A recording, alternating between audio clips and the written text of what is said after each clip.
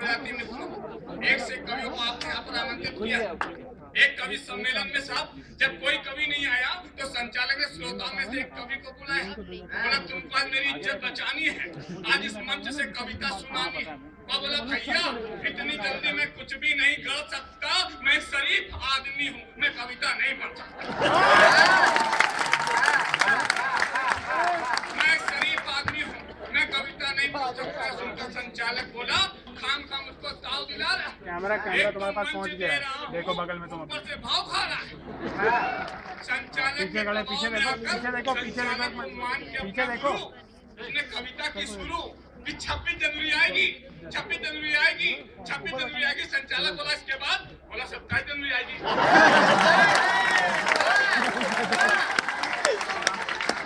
28 जनवरी आएगी, 29 जनवरी आएगी, 30 जनवरी आएगी, 31 जनवरी आएगी। संचालक बोला इसके बाद, बोला तनख्वाह बढ़ जाएगी।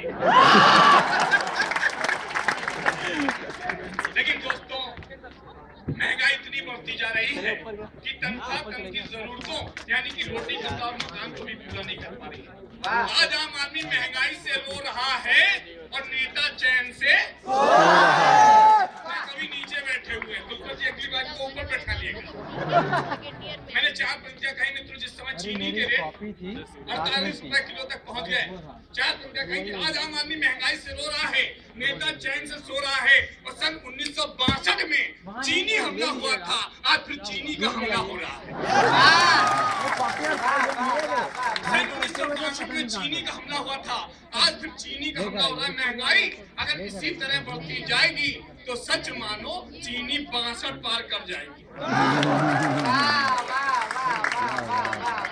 सच मानो चीनी 62 पार कर जाएगी। और महंगाई का आलम कुछ इस कदर दिख रहा है, जिस भाव में कुछ साल पहले चीनी थी और नमक उस भाव बिक रहा है। और मित्रों काफी कह रहे थे सीटी ना बजे, सीटी। आपको बता दूं कभी कभी तो साहब जो है श्रोता क्या सीटी बजाते हैं, माइक भी सीटी बजाने लगता है। और ये साहब ये स्थिति उस समय और अधिक उत्पन्न हो जाती है जब माइक पर कोई कवित्री बुलाई जाती है। रचना का शीर्षक माइक की चिकाई। एक निवेदन कर रहा हूँ भाई, दिल से जितनी भी फिल्में हैं उनको जहन में रखिएगा और रचना का आनंद लीजिएगा। एक कवित्री जैसे ही माइक पर आई, उसे देखते ही माइक ने जोरदार सीटी बजाई। एक कवित्री जैसे ही माइक पर आई, उसे देखते ही माइक ने जोरदार सीटी बजाई। कवित्री बोली मैंने अभी कविता शुरू भी नहीं की और तुमने सीटी बजा दी। मैंने अभी कविता शुरू भी नहीं की और तुमने सीटी बजा दी। क्या तू कविता के मर्म को जानता नहीं? माइक फिर सीटी बजाते हुए बोला अरे दिल है कि मांगता नहीं।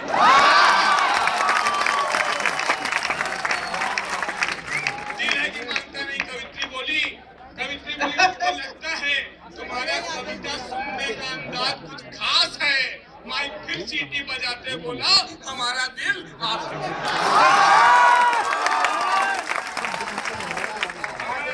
पास है। कवित्री बोली मुझको लगता है तुम्हारे कुछ कम अकल है, मुझको लगता है वो तुम्हारे कुछ कम अकल है।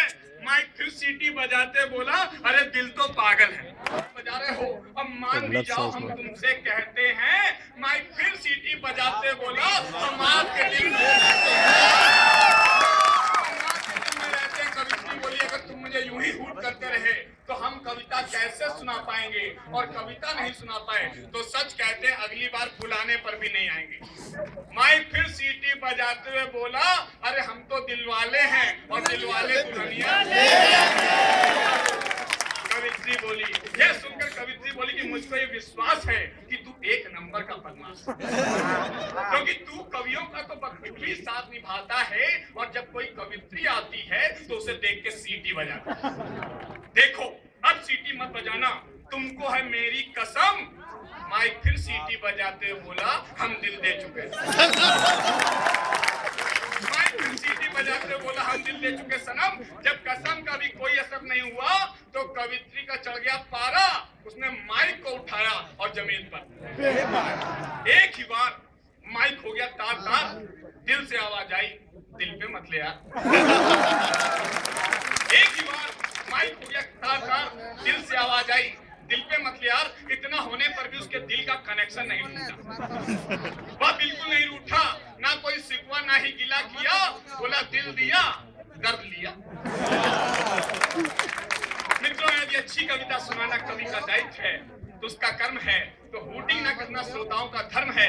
यह सिर्फ एक निवेदन है, इसमें कोई तर्क वितर्क नहीं है, वरना श्रोताओं और माइक में कोई फर्क नहीं है। और एकदम से छोटी सी रचना लेकर के काफी कवि हैं अपन मंच पर स्थान ग्रहण करता हूँ। मित्रों, अभी अन्ना हजारे का आंदोलन चला, कुछ लोगों ने हो सकता रचना सुनी हो। अब आंदोलन चला साहब, तो आप देखेगा हजारे का किस पर क्या प्रभाव पड़ा, एक दरोगा जी पर हजारे का क्या प्रभाव पड़ा, सुनेगा सुनेगा कि हजारे का कुछ पर ऐसा प्रभाव पड़ा। एक दरोगा जो था चौराहे पर खड़ा, उसने ट्रक वाले को रोका, फिर टोका, बोला इतनी रात के कहां से आ रहा है और ये ओवरलोड ट्रक कहां लिए जा रहा है। ट्रक वाला कुछ भी नहीं बोला, उसने धीरे से अपना बटुआ खोला, 100 का नोट निकाला और जैसे ही दरोगा जी की जेब में डाला, दरोगा जी बोले इसको रहने दो, अपनी जेब में वापस रख लो, क्योंकि अब मेरा हो गया हृदय परिवर्तन, आजकल मैं कर रहा हूं हजारे को समर्थन। अब मेरा हो गया हृदय परिवर्तन, आजकल मैं कर रहा हूं हजारे को समर्थन। अब जब कोई 150 देता है, संजय भैया सुनिएगा पंक्तियां, अब जब कोई 150 देता है तो उसको यूं ही वापस कर देता हूं। हजारे को समर्थन का मतलब अब 1000 से कम नहीं लेता।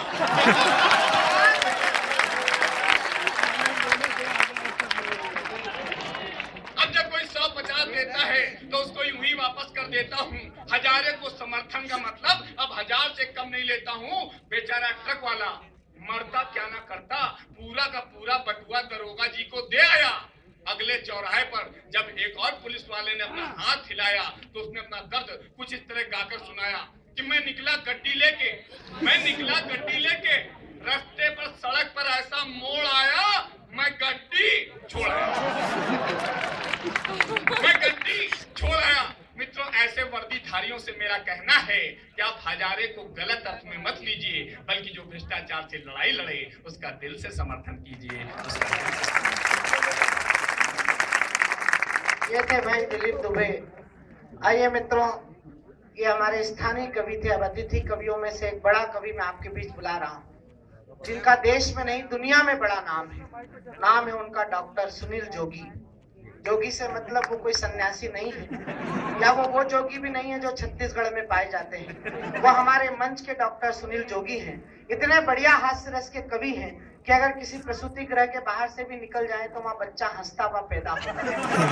अभी मेरे साथ आ रहे थे कानपुर के मेन स्टेशन से, यहाँ तक मैंने गीत गुनगुनाया कि रफ्ता रफ्ता आंख मेरी लड़ी है, आंख जिससे लड़ी है वो पास मेरे खड़ी है।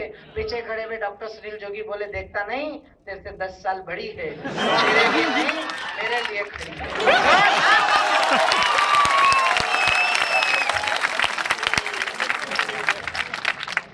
शारदा को नमन करता हूँ।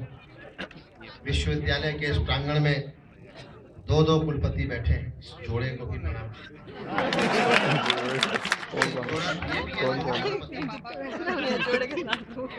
शुक्र ये है कि एक ही कवि, वरना ये कवि सम्मेलन अगले साल हो सकता। ये 2 लोग और आप लोग तो कुलपति नहीं, क्योंकि आगे चले आ रहे हैं। एक भी सीट नहीं है, आपको पुनः यू टर्न लेके लास्ट।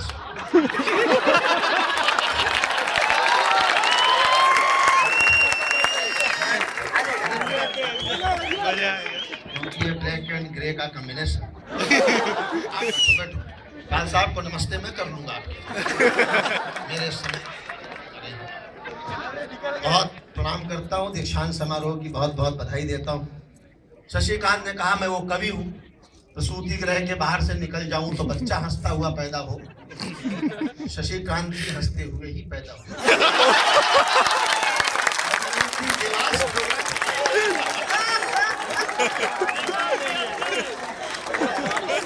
मैं जानता हूँ नौजवानों से कहना बेमानी है कि तालियां बजाएं।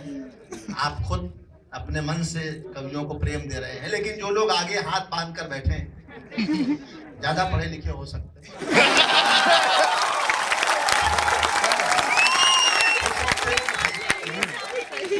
जिनके हाथ बंधे हैं उनके लिए मैं एक शेर पढ़ता हूं।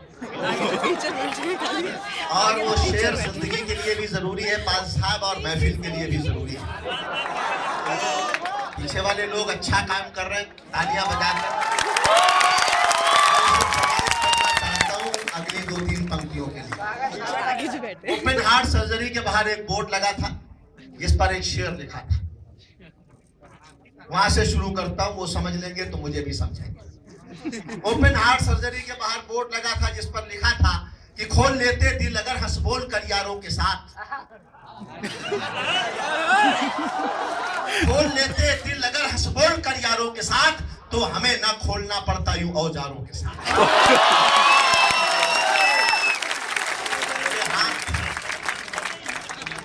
मैं शुरुआत करता हूं। दिल्ली से आया हूं, हिना रब्बानी साहिबा आई थी पिछले दिनों। कितने खूबसूरत थी। ये तो खैर बिलावल भुट्टो ही जाने। लेकिन हमारे विदेश मंत्री ने लगभग 10 मिनट तक उनसे हाथ मिलाया। हाथ छोड़ने को तैयार। मैंने कहा आज अगर हमारे विदेश मंत्री नारायण दत्त तिवारी होते तो भारत पाकिस्तान समस्या सदा के लिए समाप्त।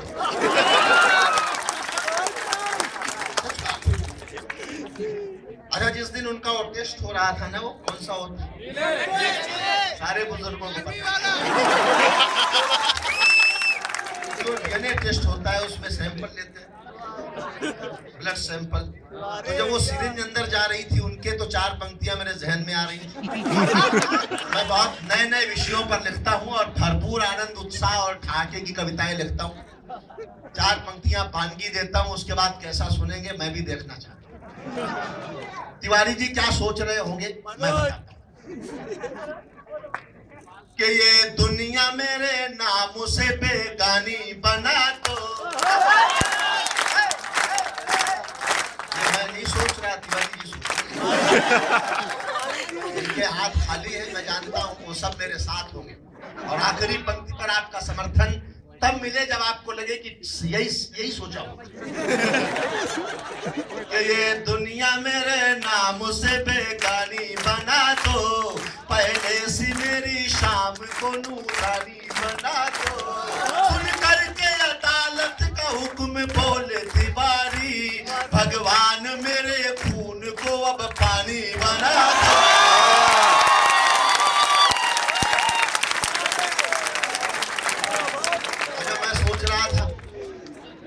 कि अगर 2-4 कैंडिडेट और निकल आए कि हम भी तिवारी जी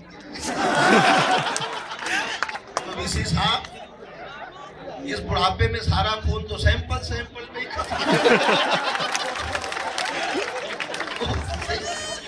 एक मजनू सुल्तानपुरी ने शेर लिखा कि मैं अकेला ही चला था जानिबे मंजिल, मगर लोग साथ आते गए और कारवां बंधा। उसमें अगली लाइन तिवारी जी ने अपनी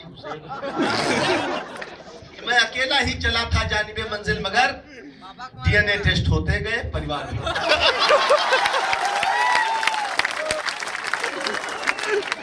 इतनी महंगाई हो गई साहब, पेट्रोल डीजल के दाम 5-7 बार लगातार बढ़े। इस सिंह बाइक लेके पेट्रोल पंप पे पहुंचे तो पंप वाले लड़के ने पूछा साहब कितने का डाल दूं? सरदार जी बोले डाल मत, 10 रुपए का छिड़क दे, मुझे तो इसमें आग लगानी है। ये स्थिति हो गई साहब। तब 4 पंक्तियां फोटो कुछ कीजिए। आंखों से नींद दूर है अंगड़ाई, और मुझे लगेगा कि मैं कितना पढ़ूं, ये आपका प्यार है। और खींच पाए तो जूम हो। ये आंखों से नींद दूर है अंगड़ाई की कसम,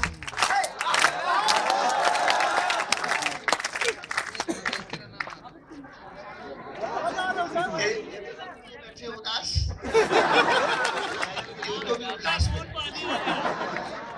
सरदार जी खुश हैं केवल, इनकी सरकार इनकी खुश, ऊपर राजीव गांधी जी खुश। इंदिरा जी ने पूछा बेटा क्यों हंस रहा? राजीव जी ने कहा इसलिए हंस रहा हूँ माँ, सोनिया जी से शादी मैंने की, भुगत मनमोहन सिंह रहा। नींद दूर है अंगड़ाई, इस फोटो सीधे खींचो। होगा कि पेमेंट उधर से मिल रहा है इसलिए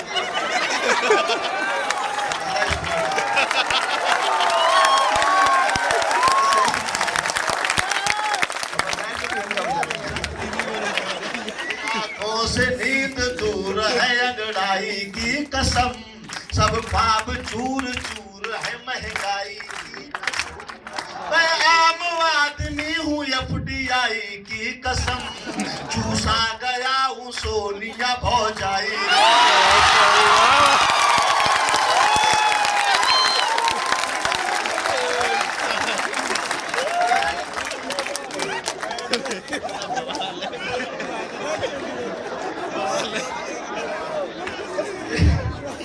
सब नौजवान लोग बैठे। सुरेश अवस्थी जी बड़े पत्रकार मुझे पूछ रहे थे आदमी को लव मैरिज करनी चाहिए या अरेंज मैरिज। मैंने कहा लव मैरिज करनी चाहिए 100%। और मेरा तर्क आपको पसंद आए तो आप बताना। बोले लव मैरिज क्यों करनी चाहिए? मैंने कहा इसलिए कि लव मैरिज में आदमी अपनी ही प्रेमिका से शादी करता है।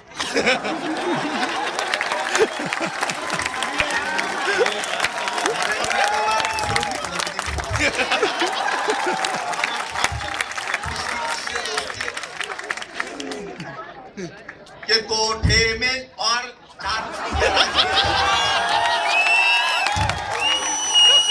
को तो अब समझ में आई। अपने बापू को भी सुना के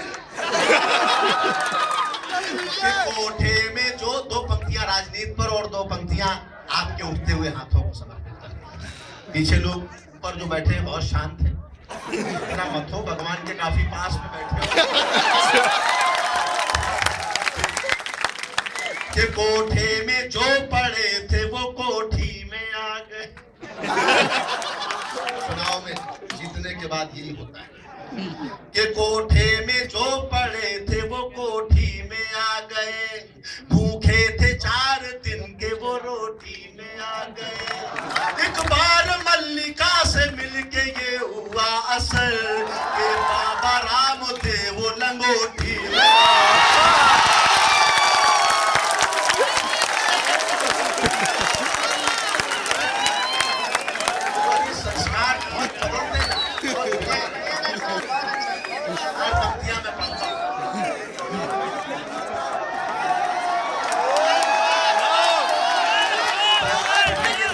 कौन सी वाली? इससे बढ़िया सुना कि सपने जो शहीदों के थे बेकार हो गए, आजाद क्या हुए बड़े लाचार हो गए। जो लोग और संस्कृति पर जो मैंने व्यंग किया है उस पर ध्यान चाहता हूं कि सपने जो शहीदों के थे बेकार हो गए, आजाद क्या हुए बड़े लाचार।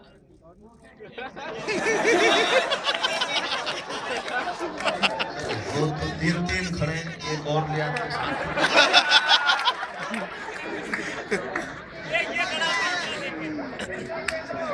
जो सपने जो शहीदों के थे बेकार हो गए, आजाद क्या हुए बड़े लाचार हो गए। वो लोग जिनके कंधों पे था भार देश का, शीला की जवानी में गिरफ्तार।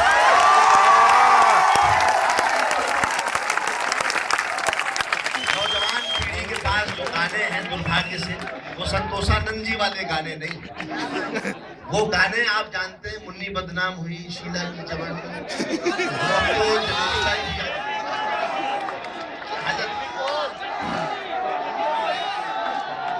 फिर भी बोल भी आ। चलिए मैं एक गीत पढ़ देता हूँ, बहुत देर ये बात हो सकती। तमाम नौजवान साथी बैठे, एक सास के 4 दामाद थे वीसी साहब। तो सास हंसने की क्या बात है?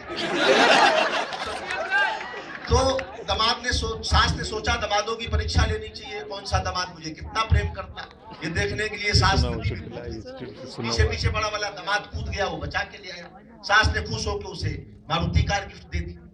बहुत बढ़िया है। अगले दिन सास फिर लास्ट वाले को दूसरा दामाद कूद गया, वो भी बचा के ले आया। सास ने खुश होकर उसे हीरो होंडा गिफ्ट कर दी। तीसरे दिन सास फिर कूद गई, तीसरा दामाद कूद गया, वो भी बचा के ले आया। सास ने खुश होकर उसे लूना गिफ्ट कर दी। चौथे दिन सास फिर कूद गई, अब चौथा दामाद वो सोचे भैया हमको ये बुढ़िया डूना तक तो आई गई है, अब अपने भाग्य में तो साइकिल डूबी तो अपन साइकिल के लिए जान जोखिम में क्यों डाली। वो पट्टा कूदा नहीं, बुढ़िया डूब के मर गई। अगले दिन ससुर ने उसे मर्सिडीज कार गिफ्ट। लोग सुझाव देते हैं आदमी को प्यार मोहब्बत करनी चाहिए, और ऐसे ऐसे लोग सुझाव देते हैं जिनकी खुद की शादी भी नहीं हुई होती, और उनकी तो छोड़ो, उनके बाप की भी शादी नहीं। ऐसे लोगों के लिए मैं जानता हूं विश्वविद्यालय के नौजवान भारत के सामने हूं, और नौजवान शब्दों से उन्हें हास्य देना चाहता हूं। 4 पंक्तियां विरोधाभास की पढ़ता हूं, प्रेम से हास्य निकालता हूं। मैं मोबाइल पे बात कर रहा, शशि ने पूछा किससे बात कर रहे हो, मैंने कहा बीबी से। बोले आधे घंटे हो गया, इतनी देर बीबी से बात। मैंने कहा हाँ मेरी थोड़ी है।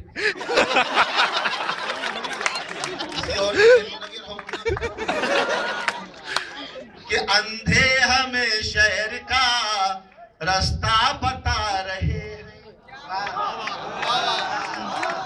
लंगड़े हैं जो वो हमको चलना सिखा रहे हैं, वो हमको मोहब्बत की पोथी पढ़ा रहे हैं। कि वो हमको मोहब्बत की पोथी पढ़ा रहे हैं, जो अपनी प्रेमिका से राखी बना रहे हैं।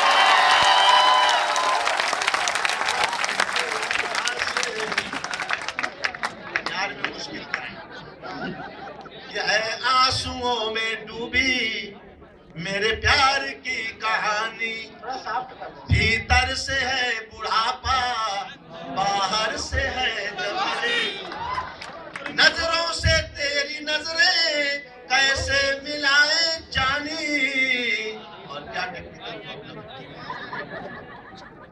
कि नजरों से तेरी नजरें कैसे मिलाए जानी, तेरी दाई आंख कानी मेरी बाई आंख कानी। मुझे नहीं सकती। कॉम्बिनेशन है। रोमांटिक पति कहता है गोरी तेरे नैना जादू भरे, और धार्मिक पत्नी कह देती है ओम जय जगदीश। लोग प्रेम करते हैं, शादियां नहीं हो पाती, क्या कारण रहते होंगे, क्या अंतर रहते होंगे।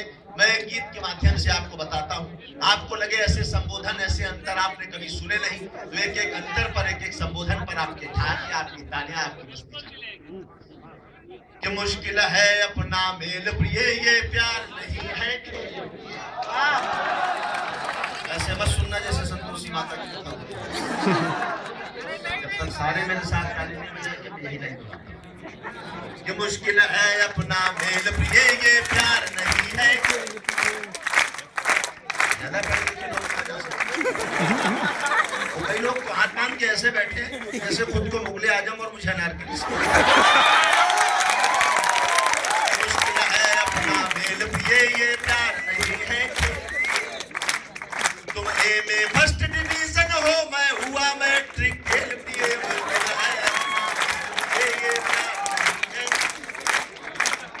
तुम फौजी अफसर की बेटी, मैं तो किसान का बेटा हूँ। देखें और आनंद कि तुम फौजी अफसर की बेटी, मैं तो किसान का बेटा हूँ। तुम रबड़ी खीर मलाई हो, मैं तो सत्तू सपरेटा।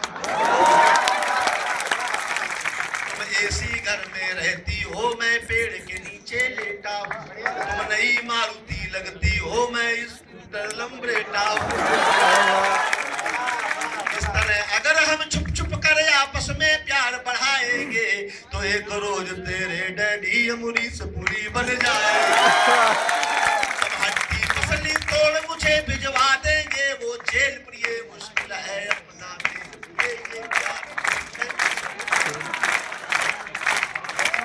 लोग अभी भी हाथ पूरा 4 घंटे हो गए।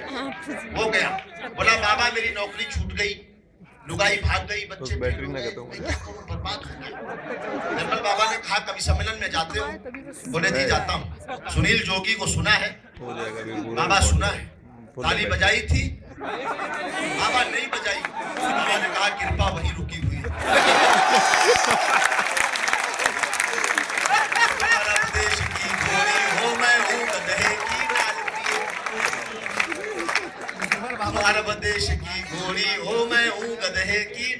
प्रिय, तुम दिवाली का बोनस हो, मैं भूखों की हड़ताल प्रिय, तुम हीरे जड़ी तस्तरी हो, मैं अल्मुनियम का थाल प्रिय, तुम चिकन सूप बिरयानी हो, मैं कंकड़ वाली दाल प्रिय, तुम हिरण चौकड़ी भरती हो, मैं हूँ कछुए की चाल प्रिय, तुम चंदन वन की लकड़ी हो, मैं हूँ बबूल की छाल,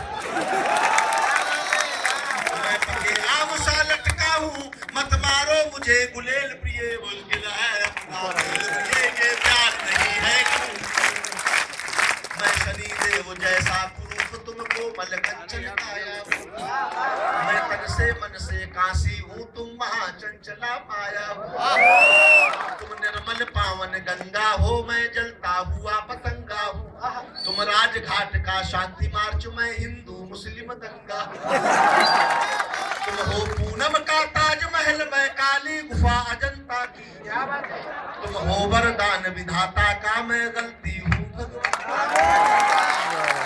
तुम जगदीमान की शोभा हो, मैं बस के ठेलम पेल प्रिय, ये प्यार नहीं है, तुम नई विदेशी मिक्सी हो, मैं पत्थर का सिलबट्टा, तुम AK-47 जैसी, मैं तो एक देसी कट्टा हूँ, तुम राबड़ी देवी सी, मैं भोला भाला लालू, मुक्त शेरनी जंगल की, मैं चिड़िया घर का भालू, तुम व्यस्त सोनिया गांधी सी, मैं नटवर सिंह सा खाली हूँ, हंसी माधुरी दीक्षित की, मैं पुलिस मैन की गाली, अगर जेल मुझे हो जाए तो दिलवा देना तुम बेल प्रिय, मुश्किल है अपना बेल प्रिय, ये प्यार नहीं है खेल, मैं खाबे के कांटे जैसा, तुम 5 सितारा होटल, मैं महुए का देसी ठर्रा, तुम रेड लेवल की, तुम चित्रहार का मधुर गीत, मैं कृषि दर्शन की झाड़ी, विश्व सुंदरी सी महान, मैं ठिलिया छाप कबाड़ी, सोनी का मोबाइल हो, मैं टेलीफोन वाला चोगा, मछली मान सरोवर की, मैं सागर तट का होगा, 10 मंजिल से गिर जाऊंगा, मत आगे मुझे धकेल प्रिय, मुश्किल है अपना मेल प्रिय,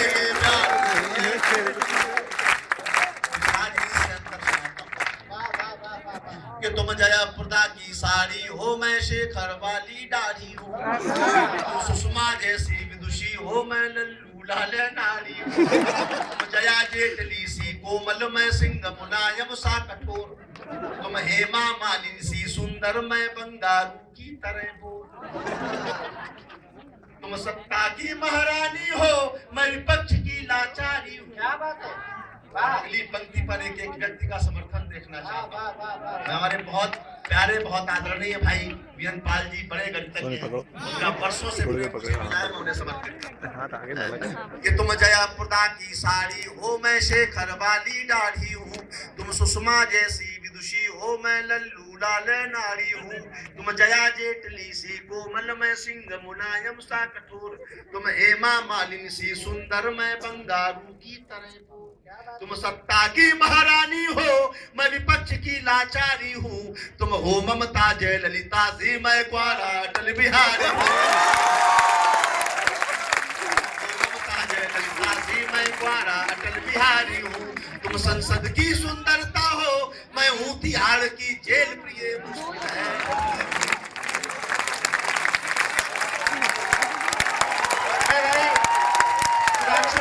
निवेदन करूंगा कि भाई डॉक्टर सुनील जोगी जी को माल्यार्पण करें।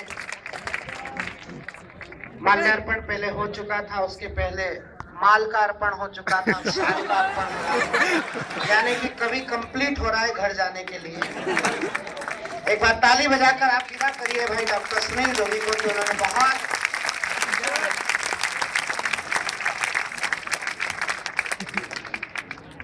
उन्होंने बहुत विभिन्न विषयों पर आपको कविता सुनाई, आपने बहुत आनंद लिया।